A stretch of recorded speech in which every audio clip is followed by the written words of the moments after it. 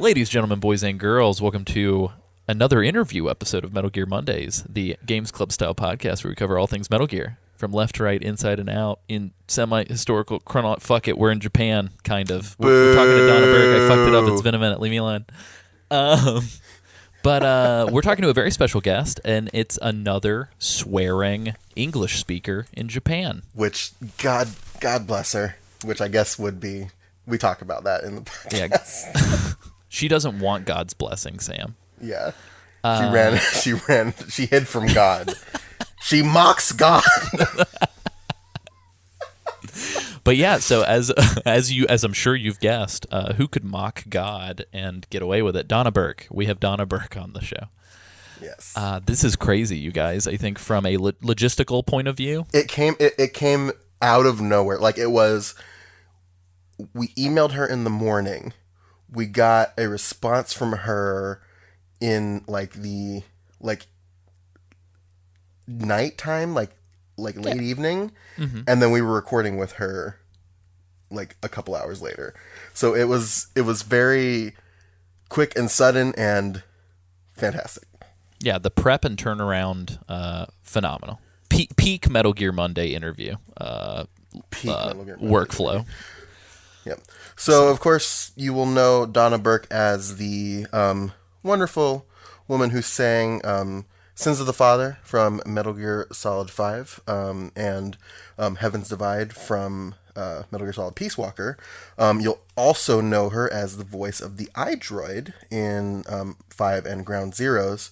But she's been in a lot of other cool stuff. She's been in Silent Hill 2 and 3. She was Angela in Silent Hill 2, both the original and the HD collection version.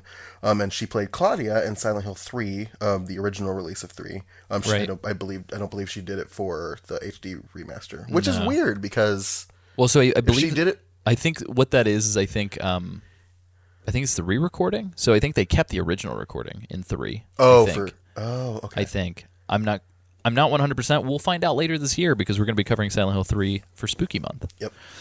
And she was also a character. She was Hell in Boktai, which is a game we're going to be playing for the show soon. Totally right. I completely forgot about that. Yeah. Yep. And she's been several voices. She was some voices in Shenmue. She's been in a few animes as a few characters in some animes. And of course she is a very talented singer who has several discs to her record. That was a weird way to say that. She's very good at singing, is what I'm trying to say. And then as we're recording this, she is going to be performing at the Metal Gear in concert in Tokyo tomorrow with Stephanie Justin, and that's very cool that we caught her in time for that. So yeah, it kind of felt like Sam and Alessio snuck backstage, and right before Donna took the stage, we were like, "Hey, come here, we want to talk to you." And she was like, "Okay." It's kind of what it felt like. She was literally as we were getting off of the call with her, she was literally getting a cab to go to the rehearsal. So 10 minutes from then, she was going to take a cab to go to rehearsal for the concert. So it's nuts. Yeah. And as you'll discover, we got some juicy insights into a certain teasing Twitter tweet thing that happened. So brace yourselves for that. Sam, I do have one regret, though. What is that? I didn't get to tell Donna Burke that I got in an all-black unitard and did some interpretive dancing to her singing for a Christmas video. Yeah, that's true. How I think you solve that is you just send it to her with no context. That's true. And ruin our entire relationship we have built with her forever. Yeah, absolutely. It's fine. I think there's a true spark between the two of you. I think I was just the awkward friend in the background. But it's fine. I'll take the hit. I'll take the hit for the team. She called me a little bugger. That's one of my greatest honors. Yeah. Sam, I want to do something a little different on this episode. I know that typically we kind of sandwich these interviews with an intro and an outro. Okay. I kind of think, because it ended so eloquently, I kind of think let's just do our plugs really quick, get into the interview, and then let it play out. Yeah, let's do that. I'm okay with it. Perfect. Should we like shoehorn an "It's Just a Box" in there somewhere? We should have had her say "It's just a box" in the iDroid voice. Yeah, we never think about that. We didn't do that with Cam either. Which would have been great. Yeah, what the literal fuck is wrong with us? Maybe we should just never do it, and then that's just the ongoing joke. I'm okay. I'm into that. Let's do that. Okay. Cool. But yeah. So, Sam, where can people find you on the internet? You can find me on Twitter at Sanjul. That's SANJUUL. That's it. Perfect. That's all there is. There isn't any more. You can find me at AC Summerfield on Twitter and acsummerfield.com. You can find our esteemed guest at Donna Burke. That is DonnaBurke.com, as well as on like IMDb and Voice123 and all over the place. Yep. So. And she's on Twitter. She is DB_singer_actor on Twitter.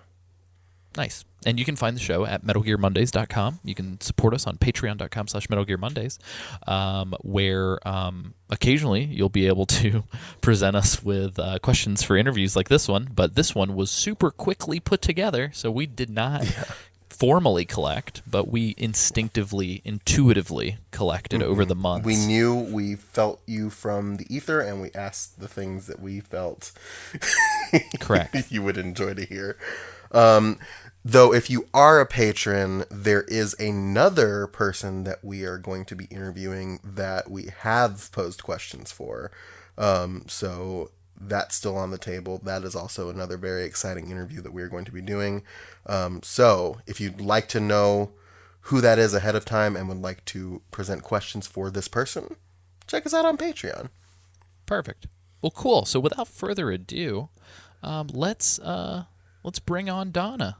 Bring on Donna!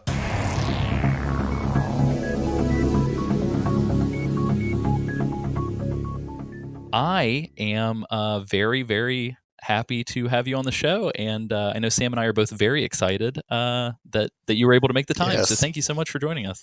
My pleasure. It's always an honor to be asked, boys. It was, I don't think this morning, when we sent that email out, we were quite expecting to speak to you this evening. So that's very... Does that make me sound desperate? Because, yeah. No, not desperate at all. It's preferred even. Well, options were tomorrow, which is I've got 2 concerts for Metal Gear, and then Saturday, which is like me recovering and not wanting to wear makeup. And again, I didn't have the podcast. I thought, oh, bloody hell, I don't want to put makeup on for these guys. I'll just do it now. So anyway, it's all about that. So it's great that it's worked out. Perfect. Yeah, no, we're extremely excited. So good afternoon to you and good evening for us. Yeah, we're very excited that we were able to catch you before you perform. You're going to be performing Metal Gear in concert. That's fantastic. Yeah. And we wanted to ask you about that. Like, what is the prep like, the rehearsal? You're going into rehearsal soon. What is that going to entail? Well, that's a good question.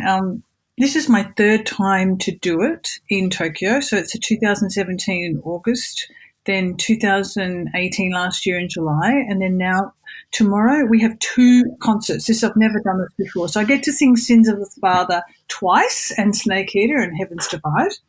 And part of when I did it 3 years ago, I was so nervous. It was like I was going to get executed. I was absolutely, literally shitting myself. And my husband keeps saying, "Are you nervous?" No, not nervous. And it's like I was nervous in New York, but then I was less nervous in LA. And now for Tokyo, because I've done so much prep. I've done kettlebells at the gym. I've done weights. Oh, wow. I haven't been You're no just like ice, no French fries. I've been eating steak and broccoli weeks.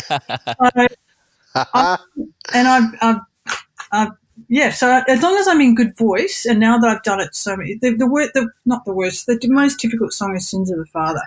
So as soon as I come off stage, nailing that, I'm like, Snake Eater, Heaven's Divide, it's a walk in the park. It's not a difficult song.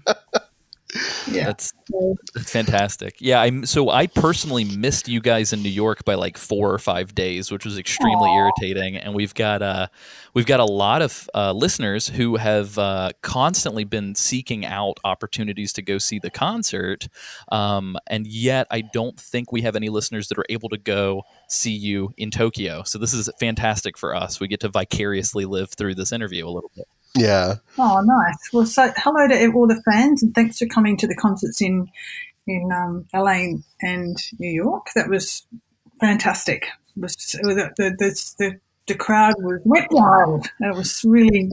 Yeah. What is the preparation for something like that like? Because I can only imagine, like the most I've ever done is in school. I've been part of a play in front of like 50 people. So what, like, and that weirds me out so much. So what is it like preparing to perform in front of that many people? Well, I got to America 6 days before the concert so that I could adjust my jet lag, because I'm like a koala. When 10:30 comes up, I've got to go to sleep. And so like a real that's my biggest worry, that like come 8 o'clock, Donna, you're on stage, and I'll be zonked out with jet lag. I don't know if you've had jet lag, and it is like you've been drugged. It's like someone has put something like roofie in your drink and you're just out of it. Oh, yeah. So that's my biggest worries. So and then I stayed in New Jersey because I didn't want to stay in New York because it was too noisy and stuff, and then just making myself walk around outside to try and adjust my body, and then doing exercises, eating healthy, going to Whole Foods. It's pretty boring actually, but it's regrets. You don't want to be standing on stage thinking, oh fuck, if only I just not had those 16 cheeseburgers and fries. There's nothing worse than your gut hanging out, and you have to suck it in as you walk on stage, and then let face the audience, let it hang out, and then remember to suck it back in as you walk off stage. I just want to run out, not being self-conscious. I want to have enormous amounts of energy in reserve. I don't want to be like, oh, wow, I'm just exhausted now. I've sung Sins of the Father. I want to be like, I could do this all day. So that's going to the gym. I don't go a lot, but I'm pretty. I've made my legs really strong, because when I first sang Sins of the Father in Osaka, I literally had my legs trembling. Oh, wow. And I was like, I cannot hold on. It was like Scotty, I cannot hold on. All these ways to really get into it. And my legs was like, fuck off. No, you're going to fuck this up. And we started trembling. So I was like, oh, no. So by the time I did it again in July last year, I'm like, I'm all over this. Squats, legs, had a trainer. Yeah. So I've never been in such good shape in my whole life.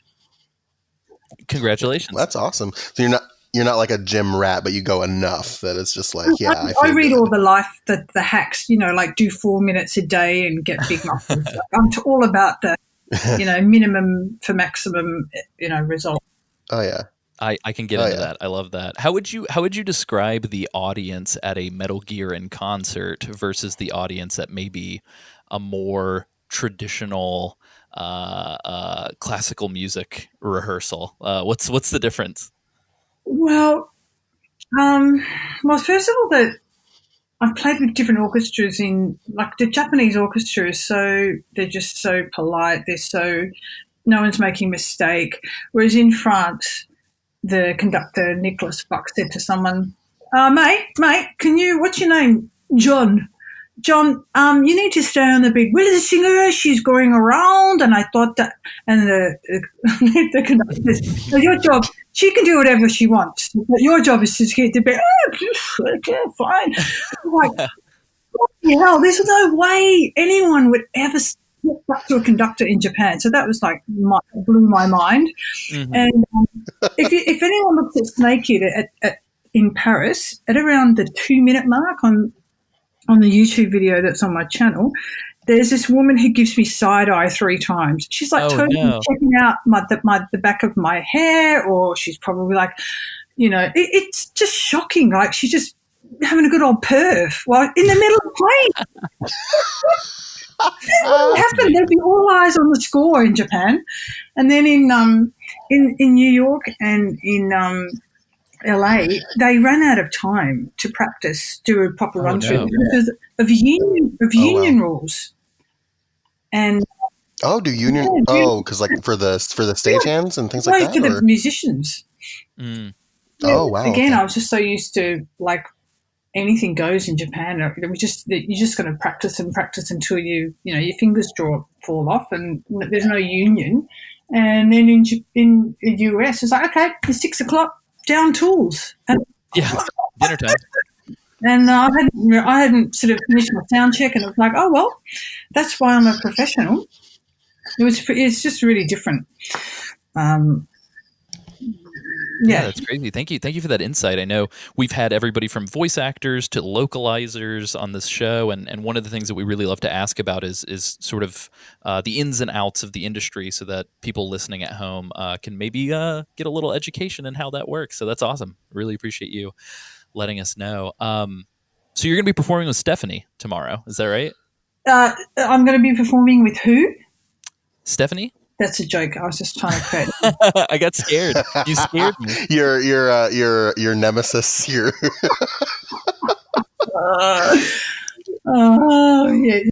What is so? I want to mention this. So one of the things that you did shortly a couple months after Metal Gear Solid 5 came out was you did the Steph and Donna show on your YouTube channel, and I wanted to kind of talk about your relationship with her and what your experience doing that show was, because you're very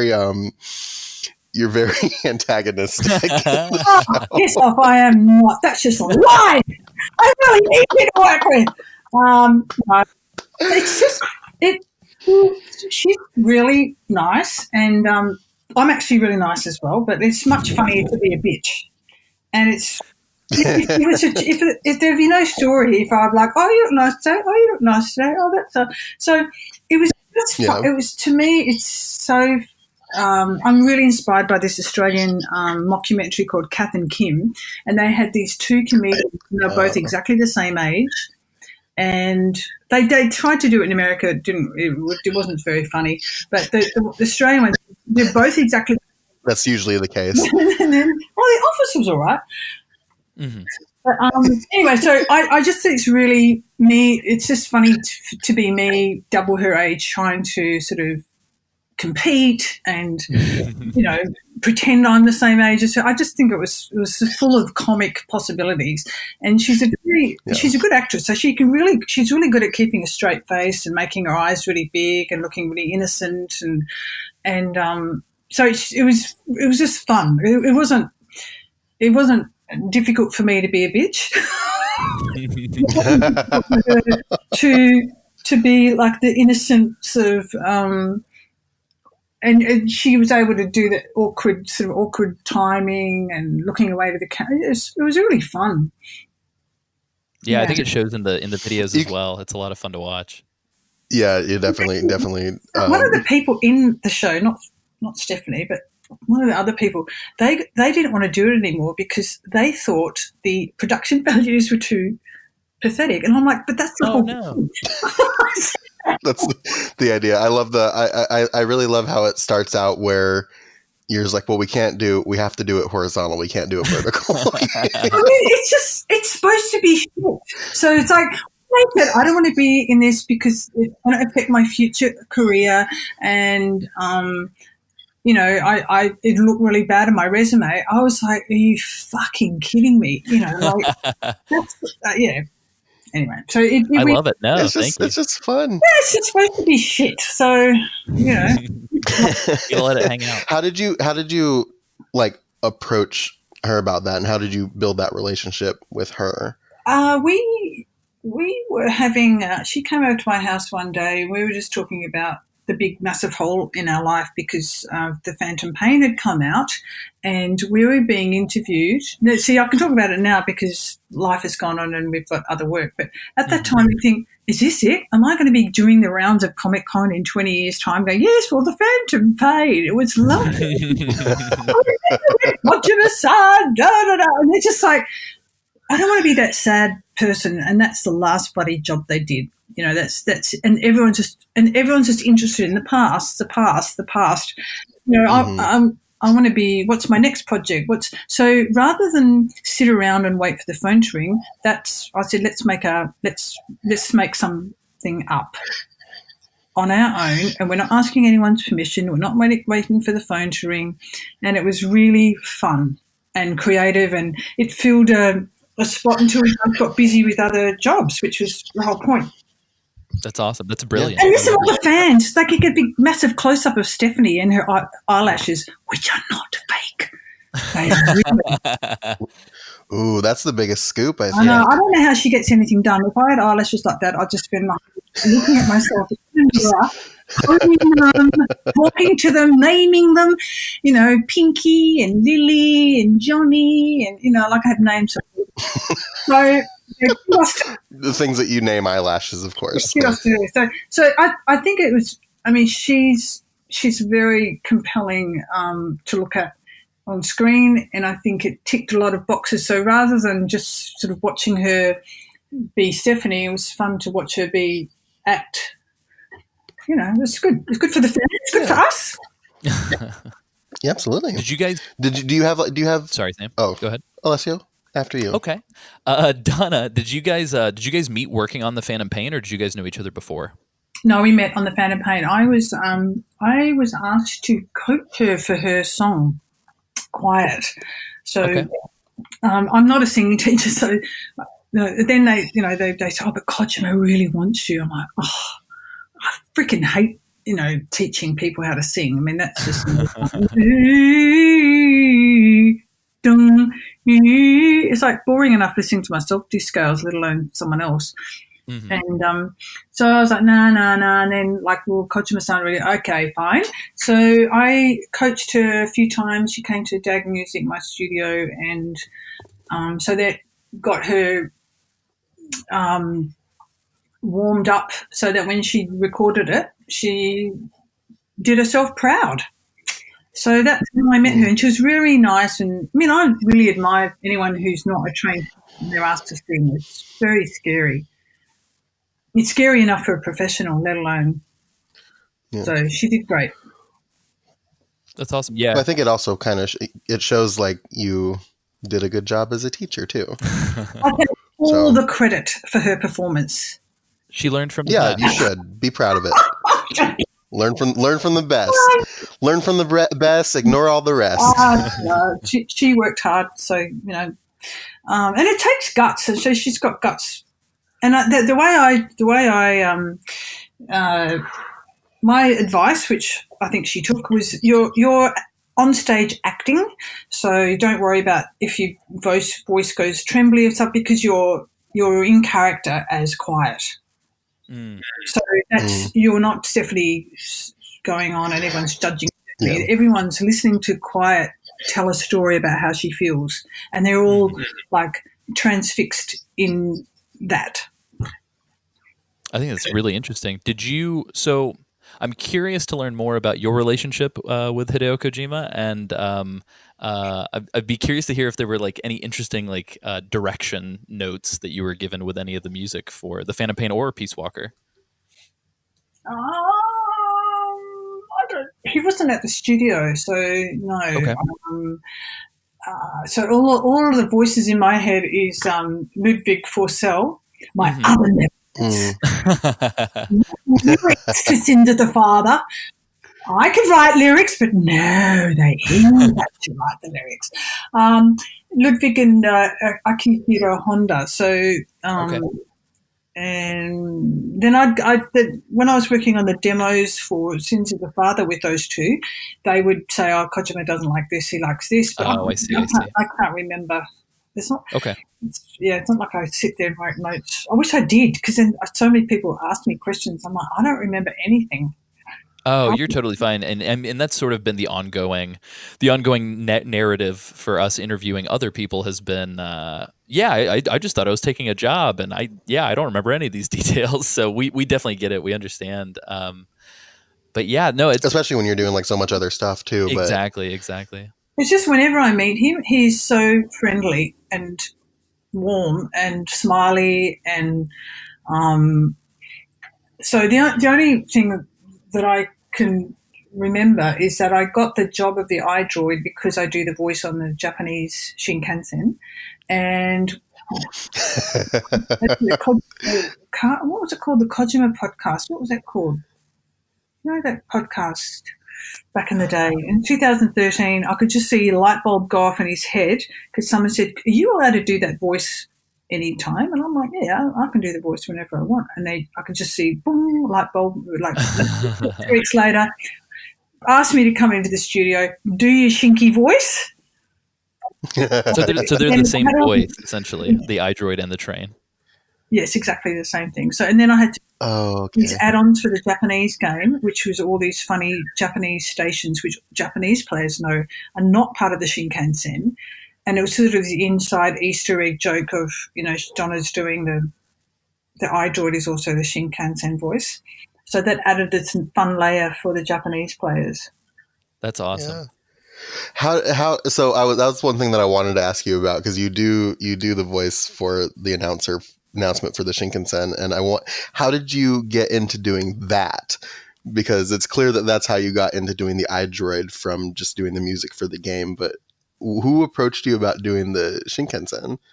Well, first of all, I was known at Konami as a voice actress. So I was in Silent Hill 2 and 3. And I think that I probably met Kojima-san back then, but I don't remember. Okay. And then and on those 2 gigs, I'm like, can I sing the theme song? Can I rap the theme song? And they were like, yeah, pissed off. No one took any notice of me. And then in 2003, I did Final Fantasy Crystal Chronicles. And I think finally I sort of was I was on a radar then. So then Peace Walker came up in 2010, and then iDroid came in 2014 for 2013 for Ground Zeroes. But I've been here doing voice acting, announcing, doing documentaries for NHK, which is like, public radio and public TV. So I just went for an audition, and it was basically a mimicking job. So I had to sound like there was all these women, and they had these very strict criteria. You had to be British. I'm not. I'm Australian. You had to live here for a long time. Like, I've lived here for 7 years, and be planning to live here for many, many years. I'm like, oh, yeah, sure. And so I go in, and they play this woman's voice, and she has a really sing-songy voice, and it sounded sort of strange, and her accent was weird as well. And it turns out it was a bloody Canadian pretending to be British. And I was like, her voice sounds weird, and I don't like the way, ladies and gentlemen, welcome. I'm like, why doesn't she go, ladies and gentlemen, welcome? They're like, no, do it like this. I'm like, fine. So they want that high pitch inflection. I mimicked the shit out of that voice.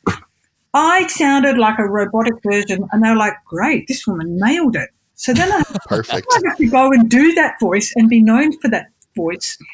So that's pretty funny. But now it's become if I had to do my own way now, but I probably couldn't, because I've just done it like that for 15 years. So, yeah. So music came first for you, obviously, but what prompted you, because you mentioned Silent Hill, which was like Silent Hill 2, I think was like 2003, I want to say, or something like that, or Silent Hill 3 was, what thrusted you, like what got you into voice acting from doing music? Where did that happen? Was it a natural progression, or was it just kind of a happenstance? Like it just... Oh no, I was desperate to get into it. My friend Kimberly Forsyth, she's my best friend. Back then she was doing Iron Chef and doing all this really cool, I want to do that, I can do that. And no one wanted a bloody Australian accent back then. So I was fortunately spent my whole childhood talking in American and British accent. So I would why talk in your normal voice when you can just talk like this all day? Oh no. Donna, what happened to Donna? I don't know. No. It's so much more fun. And And then all my teachers, you just be like, Donna Burke, would you stop daydreaming? And I'd be off out in the playground imitating Sister Cecilia. I would catch myself up. So I spent my whole childhood imitating my mother. Donna, stop it! It was just endless amusement. So to do that for a job, I'm like, I am there. This has got my name all over it. So that's, I just muscled my way in. I think my first job was Shenmue, the most expensive video game ever made.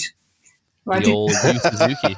That's crazy. Yeah, that's a wild game. What was that like? Because I think, unfortunately, time has not been kind to the voice direction for that game. It was endless waiting, going to Sega, which is sort of a very bit of a desolate part of Tokyo, and finding a studio, sitting around. It was like a social event. You'd sit around. They'd book your schedule for 4 hours.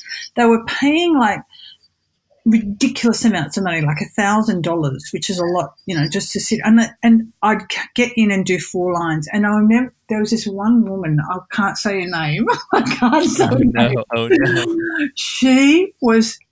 I'll never forget. She had on black tights that were so big, her bum was so big, I could see her G-string through the stretch black, and I was like, oh, she's got a ball. I was like, you just never see anyone back at, into year 2000, you never saw anyone who was big.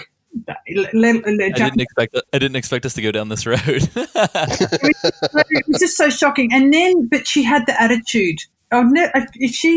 She had a massive attitude, so much that the director had to come out and say, please, would you just read the line? Like the Japanese guy, because she's like, I think the prostitute should sound a higher voice and meanwhile there's 5 other voice actors standing around the microphone just and like looking at their feet, shuffling, thinking, oh God, I'm from America too. I hope that the Japanese director doesn't think all Americans are assholes like this. Oh God. So is that why you guys were all punished with all the sailor lines that eventually had to be recited? Is that what happened? Anyway, it was. I've got some good memories from that. Yeah, of That's what crazy. to do. Don't be an asshole, and don't just if the director says she's got a voice like a razor and a heart of gold, you say sure.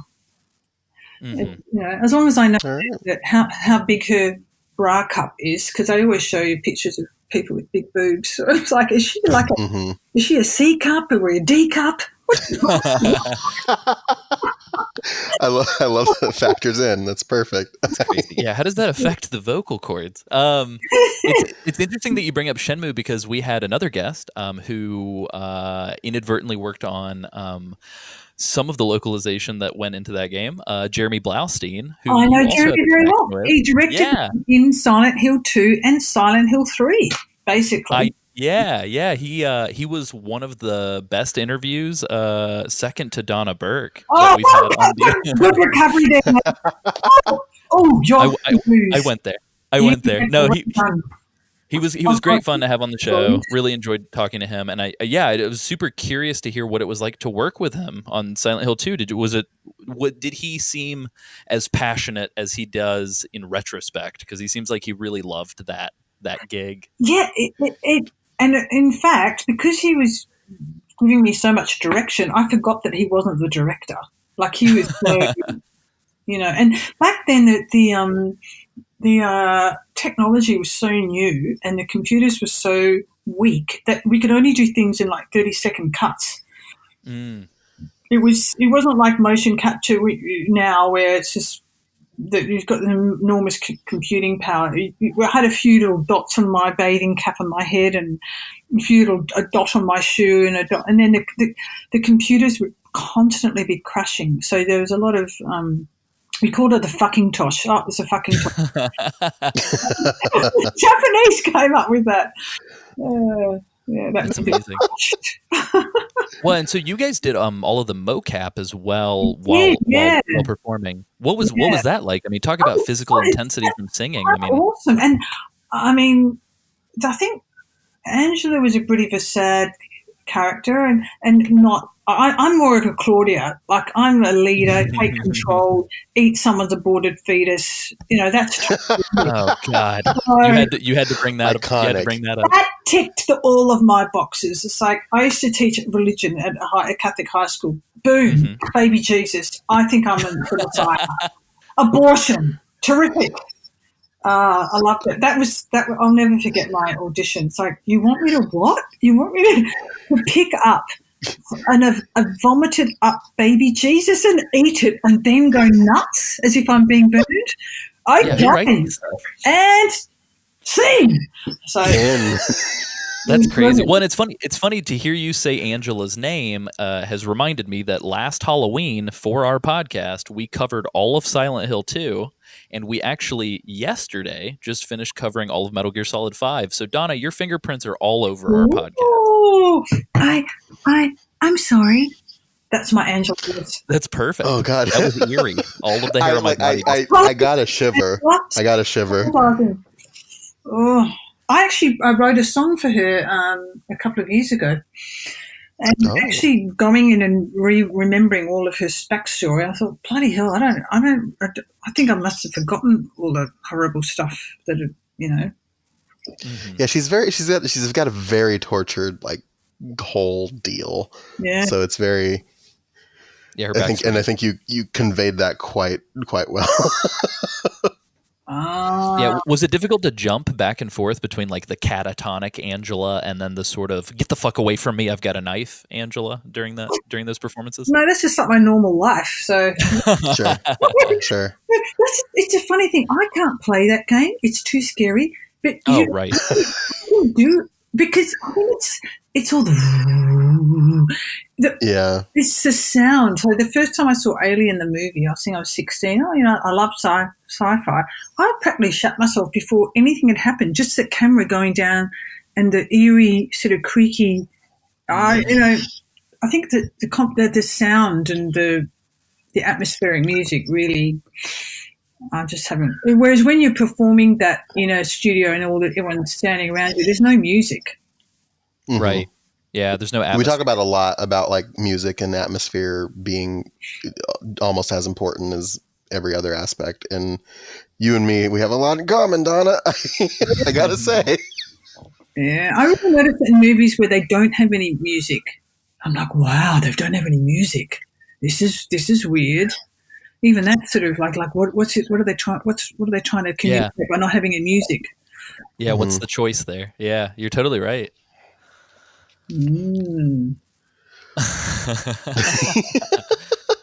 So you mentioned that this is wild to me. You mentioned that you taught religion at a Catholic high school, you said? I did. So what? That was right before you moved to Japan, right? Because you moved to Japan in '96. Yeah. Is that right? 1990. Okay. So for 8 years. So first of all, how did you get into teaching religion at a Catholic high school? And then what? Super religious, and I'm not anymore. And I think coming to Japan was escaping that part of my life. So coming to a non-Christian country has been wonderful. No offense to all the Christians listening. They're probably like, oh, go down on my knees and say a prayer for tonight. Anyway, so and I was sort of singing at church, and I almost didn't want to leave because the poor people, they won't be able to listen to. I was pretty egotistical back then. I'm not anymore, but they won't be able to hear me at mass singing because I've got such a nice voice. So I was right into it, and then I wasn't. I just realised this is I was really scared of losing my faith or losing my soul. But anyway, by the time I came to Japan, I was like, thank God, I don't have to go to church anymore. I can just be a nice person. I can just be a good person. Yay! And I forgot what the question was. Oh, it was just going to be, how did you get into Japan to run away from God? This? I think that was the question. Yeah. Just did you go to Japan to run from God? We got the answer we wanted, which is you can hide from God in Japan, apparently. So anybody who's trying to do that. Tuesday, it's just another day. No, so the question was, how did you? So it's kind of like a two-part question. And so, how did you get in? So because you started, how did you get into teaching? I guess would be the question. And then, what prompted you to move to Japan in the first place? I'm taking offence where no offence is intended, which is a hobby of mine. So, are you insinuating that how did I teach when I had no teaching license? Is that what you're? No. I went to uni and I did a Bachelor of Education and I majored in speech and drama and media studies. You can look it up, you little bugger. And then I did. So I did a degree in speech and drama and media studies because I was too gutless and I didn't have the gumption to do what I really loved, which is be a singer and actor. So I studied speech and drama. And I took a safe job. So my parents, it's not like today with you kids, like every man and their dog's studying musical theatre. And, it's like, but back when I was a young girl, it was before Hamilton. Go and get a good job, dear. So I took a very safe route. And so my 20s were very safe. And by the time I turned 20 out, I thought, okay, done. I've been a good girl. Now I don't need to prove to God or anyone else or, Catholic Church. So thanks very much. I'm done. Thank you. And then I exited stage left and snuck my way up to Japan, and I got here at the age of 30 and I've never looked back. So it's got, very moral society, but without and a lot of guilt, so I can feel comfortable. Guilt. So you get to take the Catholic, swap the Catholic guilt for the Japanese guilt, and then it's just. I couldn't be bothered now. But I can appreciate why they all, Japanese women in particular. Oh, did I make a mistake or did I not put the cup down the right way? So, did I put the garbage out on the right day? Did I not separate it correctly? So I think I just love being here because it's a new part of my life, and I felt I gave up. I did a lot of good as a teacher. Basically, I had a trapped audience, and I'd walk into class and say, "I'm going to talk like this for the whole class. Just imagine if I had a funny voice like this, you'd have to listen to me." And they just roll their eyes like, "Oh, gosh, she's an idiot." Oh, dear. Teach as a performer. You just have to act interested in the boring kids. Oh, that's interesting, Johnny. You have to pretend not to be interested in the really cool kids. And it's a very good acting job. Nice. As a boring kid who fancies himself a really cool kid, I feel that personally. Donna, did you meet your husband before or after you moved to Japan? I was desperate and dateless in Australia, mate. I met him here. Everyone thought I was gay, and all my friends were gay, and I'd be going to all the gay clubs, and I thought, geez, I wish I was gay. I'd have more of a chance. Well, it's not every day that you get to start a music label with your spouse. So congratulations, and it's I don't know, how's that been? How has it been running a label with your husband? Basically, it was sort of a flurry of activity from about 1999 to 2005, and then from 2005 I started Dag Music Studio, and that's sort of been taking up my time, and I didn't release anything until Ganame Jazz last year. So, and it's been good. I like to create and not wait and ask for permission, which is what I'm doing at the moment with a lot of fan stuff. I'm just making stuff for fans. I'm not sort of waiting for the phone to ring, because there's a lot of stuff that I've done, but I can't talk about it until it comes out, sometimes years later. So in the meantime, you want to still be taking control. I'm into control. I don't want to be a little victim. I didn't get the call. I didn't get called for that. So, that's why I can't make any music. Well, that's bullshit. You can make music whenever. Amen. Yeah. Amen. So you mentioned fan stuff. I say fan stuff. You say because of course we talked about the Steph and Donna show. Yeah. What other like kind of stuff are you working on, or have you been that you can tell us about as far as like kicking that door down, and doing it yourself? What Yeah, can I you tell said something on Twitter about jasmine and lime blossoms the other day, and it seemed to get everybody in a tizzy. What did I do? I don't understand the Jazzman and line block. What? I was trying to be cheeky and refer to a tweet from the other day that wasn't the one that everyone's freaking out about, Donna. Oh, Tell us more about your tweet that got the internet in an uproar. Do you want me to talk about the tweet, or is it? Will I spoil the surprise though? Do you want to talk about the tweet? Listen, we don't mind prizes being spoiled. So if you want to talk about the tweet and you can talk about the tweet, we will absolutely allow you to talk about the tweet. I'm worried that I'm going to spoil it if I do. Ooh. Oh no! Do we have to censor it? Do we have to censor the what it is? No, I'm not ready. No, but it's. Let's just say I've taken a lot of inspiration from Jordan Vogt Roberts. Ooh. I'm being inspired by his recent shenanigans and activities, and that's all I'll say. I think he's really, fun and doing stuff for fans, and he's not asking permission. He's just going off and creating stuff just for fun. And I've taken some inspiration from that, a lot. I think you've said all that you need to say to pique our interest, Donna. So we are a captivated audience. So I have to say, I mean, it's not another game. I'm not working on Metal Gear Solid, another game. So all the people who think that I'm doing that, I'm not. And and it's also, how could I do that? Because I'd have an NDA so far written up my bum.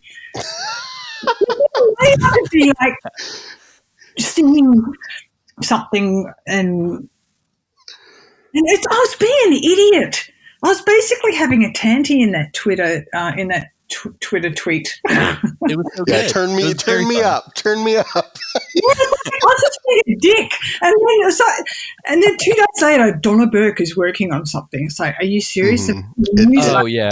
We've had people even blowing us up saying, "Hey, what do you guys think she's working on?" And we're like, "Guys, it's not Metal Gear Solid 6. Come on, chill out, guys." Yeah. So I don't want to laugh at people who. I don't want to laugh at people's sort of hopes and dreams, but right. My answer would be, did you look at the tweet? Did you read the tweet? Did you read the tweet? Is everything's there? The community is very particular, and I think that after 5, they just want anything they can get, and so they take things and blow it to proportions. And these days anything's news, you know what I mean? So it's just kind of we're all grasping at straws. I was working on ARMS, and I went and I love ARMS. I just did a tweet of the I took a photo of the bottles that I'd used, and the Nintendo team checked the photo to make sure that there was nothing in the photo that showed where I was, or I don't know if I mentioned that I was at Nintendo. Maybe they said I could say that. Like, it was really, really vetted. Mm-hmm. And then I released it, and then there was again news articles. Donna Burke is working on something. Could it be? It's like so. Yeah. Are you afraid to come out of certain buildings or throw certain trash in the bin for fear that somebody's like, "Oh my God, Donna Burke's working with McDonald's"? Yeah. Yeah. So anyway, it's I don't mean to cause such a ruckus. And then for the Nintendo thing, I was replying to people, no. And then Nintendo sent me a message like, please stop replying to this because you're just adding more. Making it worse. I can see there's a few people in Kalami scratching their heads, going, "Is she working on something?" Like maybe she is. But Yeah, maybe used to them. no, I'm not. Maybe if you say it enough, maybe if you do say that you're working on Metal Gear Solid 6, they'll be like, well, shit, now we have to make it. That'd be funny, except that I'd probably be sued. Yeah, I'd be sued by fans for being cruel, for unnecessary cruelty. Yeah. Oh, no. Kick down the doors, Donna. Do it yourself. So you've been in Japan for how many years now? It's been since 1996. Okay. Oh, wow. So at this point, you're probably pretty fluent, or I'm not. No? No. How do you do on a day-to-day with like Japanese and speaking the native tongue there? Well, today I have not spoken a word of Japanese because I woke up in my house. My cats speak English. My husband speaks English. I came to work. My staff all speak English.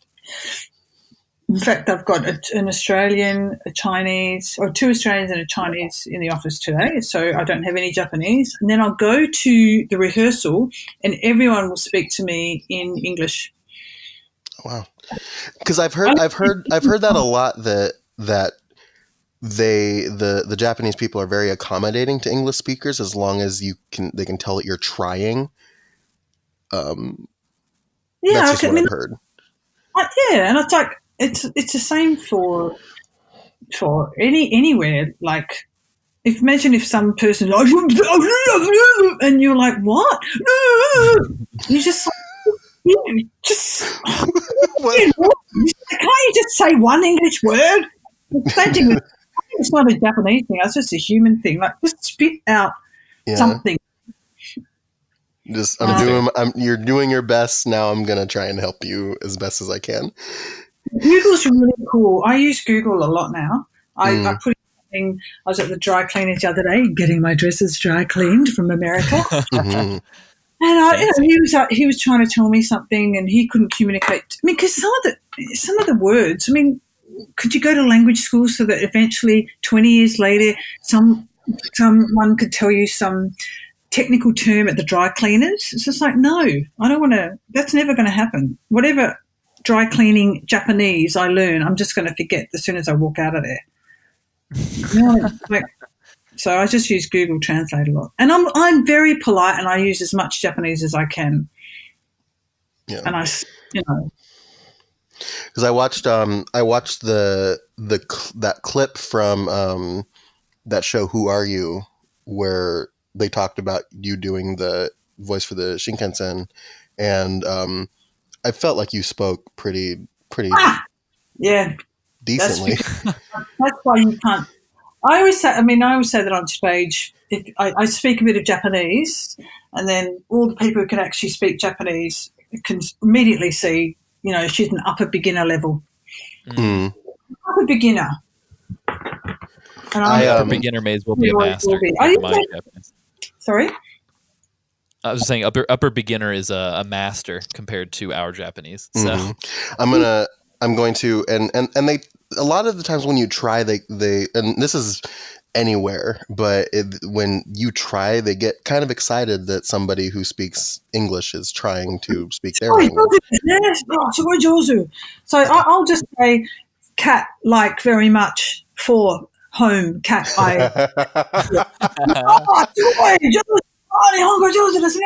That's so encouraging, and I'm just like cringing inside, like, They're I feel like I need to continue my trend, because it feels like in every interview that I've done so far, I mentioned wrestling in some way.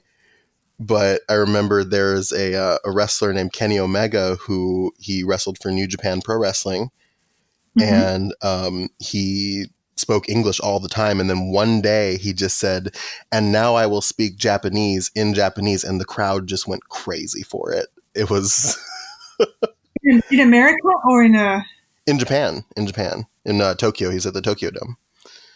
Oh yeah, they would have just loved it. tomorrow, Stephanie will speak. She's really good at Japanese, so she's fluent.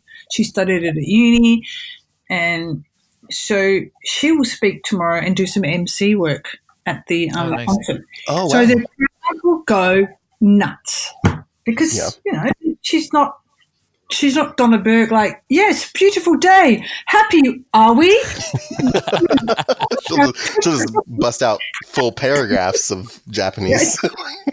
Well, that's how I'm talking, and then I just get away with being nice, have a big smile, and but she'll be able to talk like a proper human being. I'm like a mental kindergarten teacher with some sort of speech defect. Yeah. Donna, I've got a question for you. Just because I feel like I want to be respectful of your time, and I also want to make sure that we get this one in there. When we started this podcast several years ago, we did not expect for one of our largest listener demographics to turn out to be Australia. Yay! G'day, Aussie, Aussie, Aussie, Aussie! Oi, oi, oi, oi! So I was gonna say, if there's anything you wish to say to the Australian listeners, I think they are all very appreciative of you being on this episode. Oh, okay. I was just talking local dialect. Yeah, nah, yeah.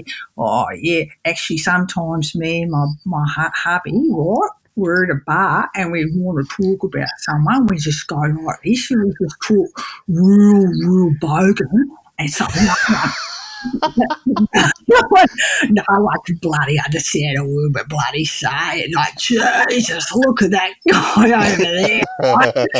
That's our dialect. Because if we're overseas, we'll probably talk Japanese to each other. So they're like, Jesus, look at that person over there. Yes, don't objectify people from their looks. Get over it, people. That's everybody, Donna. It's okay. Everything's fine. Look at the coat on that cat over there. But anyway, so we do that in Japanese. But if we're in Japan, we will sometimes go fully Aussie. Mm. So hopefully, you know what really gives them the shits when people say, "Oh, you don't sound Australian," and like every Aussie no Aussie in the world, they'd ever go, "Oh, are you British?" Or worse still, "Are you from New Zealand?" Oh, and so, yeah. Anyway, so hello, Aussie, and hello, my New Zealand friends. I think it's so. This is actually something. So you said you met your husband in Japan, but he's also Australian. No, he's British. Poland, is he right? British? He's from London. Oh, okay. Very interesting. Okay. Yeah. Is it common? Because I know it's a very close. It's very like a very close trip. But is it common to like meet other people from Australia in Japan at all? I don't know. I don't. Nowadays it is because there's so many tourists from Australia. But 20 years ago, no. I was hanging around with a lot of Irish people actually, and back in the day, not so many. But it is in the same time zone, so it's not such a big deal for Aussies to come up to Japan the way I think it is for your Yanks and your Poms to come up. It's a complete, we don't refer to Japan as the Far East. Oh, I'm going to go to the Far East, and it's a bit more. It seems to be more on our doorstep. Asia's more on our doorstep. Very nice. It's just a hop, skip, and a jump away. Yeah, it's actually 10 hours in a plane, but it's in the plane. I can talk to my mum on the way home. I'm 1 hour behind Perth, and I'm 1 hour in front of 1 hour in front of Perth, and 1 hour behind Melbourne and Sydney and Brizzy. Sorry, Donna, I was flipping through something. I had a super quick question, and I know this is probably a little bit of a nerdy question, so please bear with me. It's dawned on me from looking at other video games with robot voices that for some reason, like trained singers, like opera singers or classically trained singers, they keep getting cast as robots. Do you know why that is? I'm curious.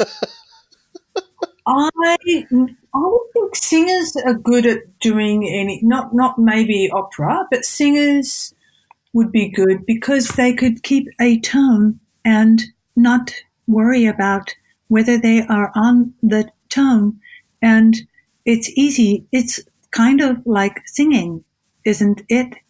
So maybe That's they've just got a better ear for tones. Well, maybe there's such shit actresses that they have to get given robotic voices. Oh God, you've got to cast her somewhere, but just give her the robot voice because she's already dead inside. There's the real answer. I love it. Yeah. Do you find, and I asked Jeremy this question because Jeremy Blaustein also came across to me as a very specific type of personality, one that I love, but do you find it easy to be yourself in the sort of I don't know what word to use, like snarkiness, sort of fun, quick wit? Is it easy to be that way in Japan, or is there like a loss of translation of your personality culturally? Like what is it like? I think that my facial expressions and my this is Norman Dumpton eyebrows. That's an Australian reference there for you, for the Aussies. But I think that my idiocy and my genuine attempts to make shitty jokes is easily translated into, oh, she's desperate to be liked. She's trying to lighten the atmosphere, and no, I think and. Like Stephanie looks like a reserved person, and she looks like very ladylike. And you don't see her sort of muttering asides out the side of her mouth the way I do. So even if you can't understand what she's saying, you could just see, I can observe by her body language. And they say 70% of communication is body language. So 70% of my body is being like, let's all be friendly, and let's all, like, I am constantly making jokes. And a lot of it's physical humour, like I'll pretend to trip over when I go on stage tonight, and I'm communicating joy, fun. I'm not taking myself too seriously, but I'm very professional. I'm not taking the piss. I'm warmed up. I'm rehearsed, but I'm not very serious. Mm-hmm. Yeah. Well, I think that's a lesson everybody can take, like, just for life. Honestly, I like to bring a bit of joy when I go I like to crack a few jokes. I like to, even if,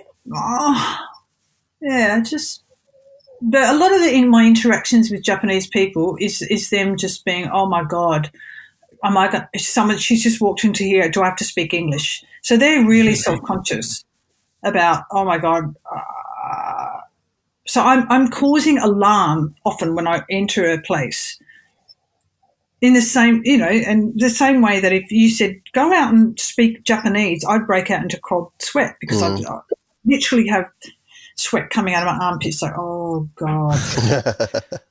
I never thought of it as like a two-way street like that. Like you just entering a shop is a cause for alarm. You know what I mean? Yeah. Because they're thinking, is she going to make me look stupid? Mm-hmm, mm-hmm. Is she going to start sort of jabbering on, and I really don't know what she wants, and then I'm going to feel bad, and then she'll get upset, and that I'd feel exactly like them. I'd be like, oh no, please.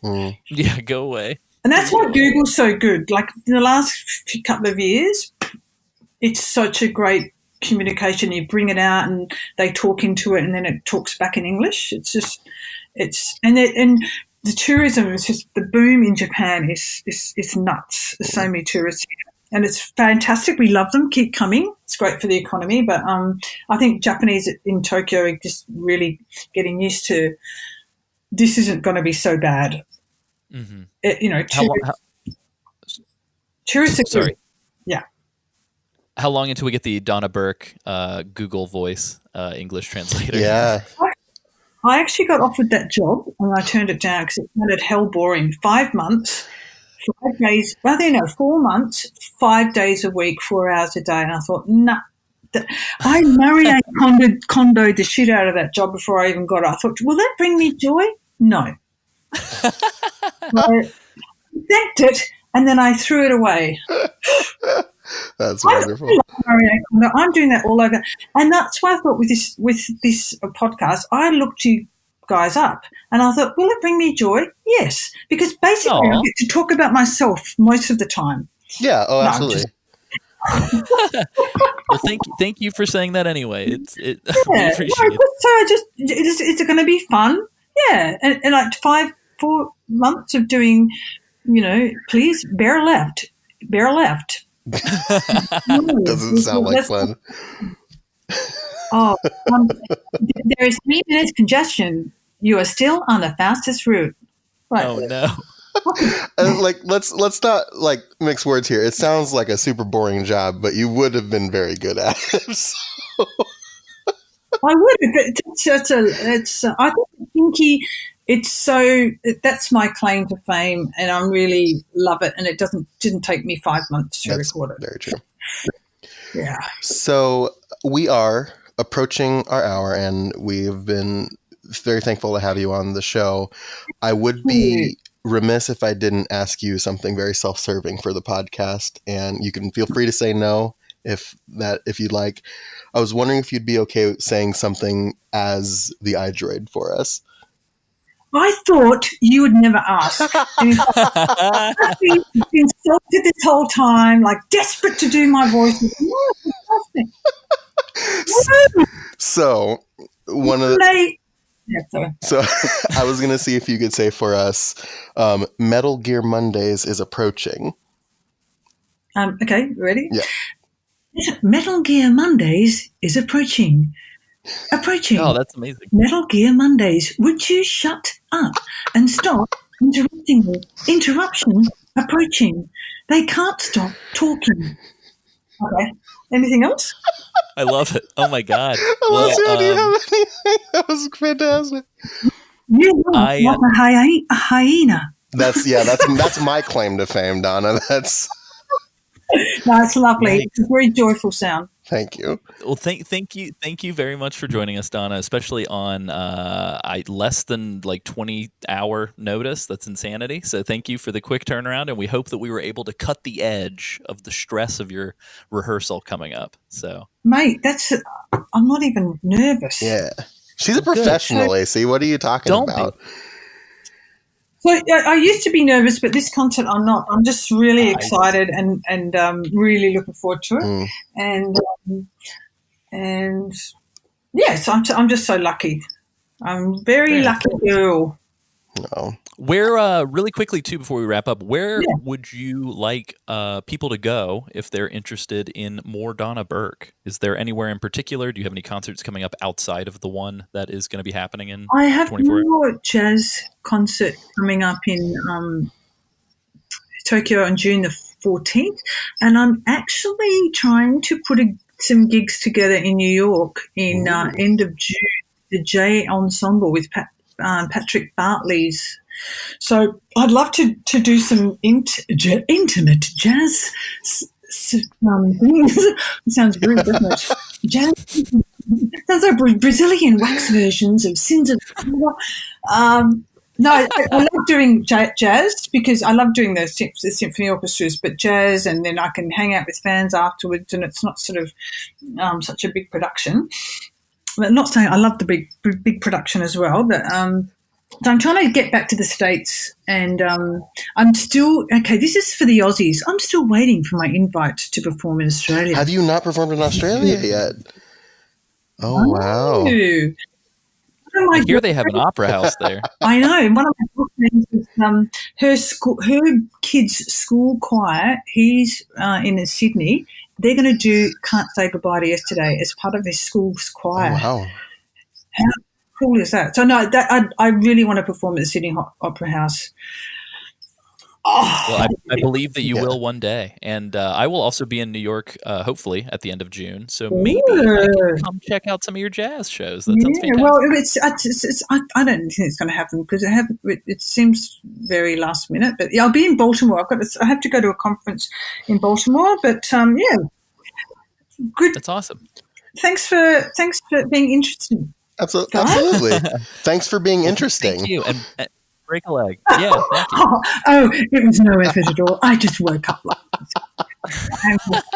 I'm adorably entertaining. I'm self-effacing. I'm modest. I'm easy to get along with. Oh, I'm a dream. And Yes. that makeup, flawless. Thank you. What a waste. What a waste. That's the best review of the show we've ever gotten. What a So waste. thank you. All right. I'm going to have this on in my pajamas. Yeah. We'll put that on the box. A waste of makeup. On the website. Metal Okay. Gear Monday is a great waste of makeup.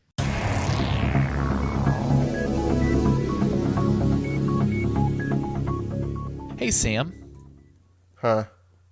What do you call that thing that voice actors record in? Is it it's like a voice? It's a studio. No. The room itself. It's room?